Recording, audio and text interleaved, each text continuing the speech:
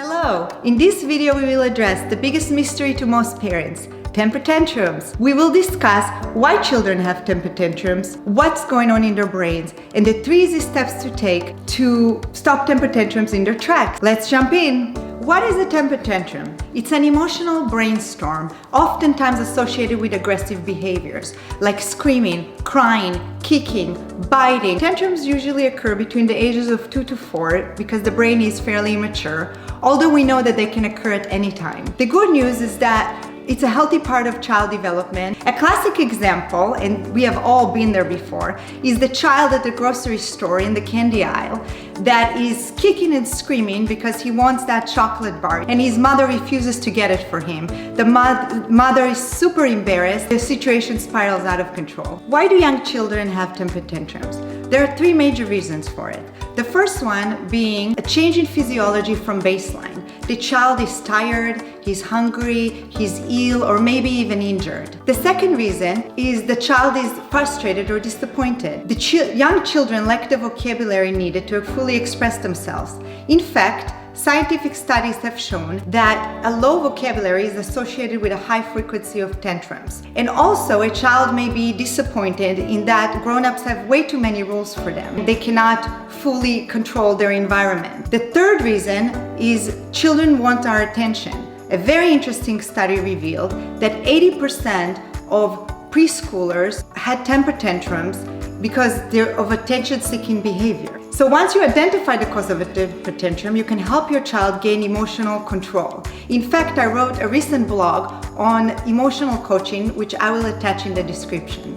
This is your child's brain on a temper tantrum. As you can see, this is half of the brain. There are 2 structures that are activated during your child's temper tantrum. The first one is the amygdala. It is buried deep inside the brain, right here. The amygdala is the brain's emotional center, and it controls emotions like fear and anger. The second part that is activated during a temper tantrum is the hypothalamus. And the hypothalamus is the body's smart control system. It regulates autonomic function like core temperature and heart rate. So what do we do when our child has a temper tantrum? We try to talk to them and reason with them by engaging the prefrontal cortex.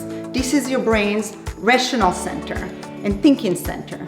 But it's way too late. The threat detection system has been activated and the stress response is on overdrive. In fact, it dampens the self-control and thinking in the prefrontal cortex of your child, so you can talk to them but they can't even listen. There are 3 effective ways to do it, but the best solution is to intervene early.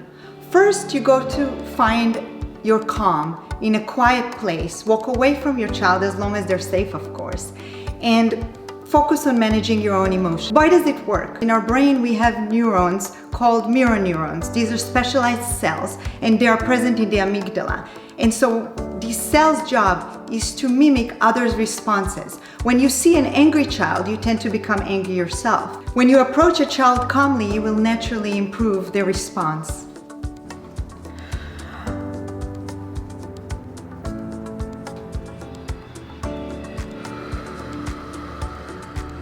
The second step is to soothe the child. Model emotional control by using nonverbal cues. Lower the energy and your tone of voice. Look at the child at their eye level, and some kids may even respond to the physical touch. At this point, the danger cascade has been activated at a full force. So your objective is to dampen this response by showing the amygdala that there is nothing to fear. Some of the healthy coping mechanisms include unicorn breathing and redirection for very young children.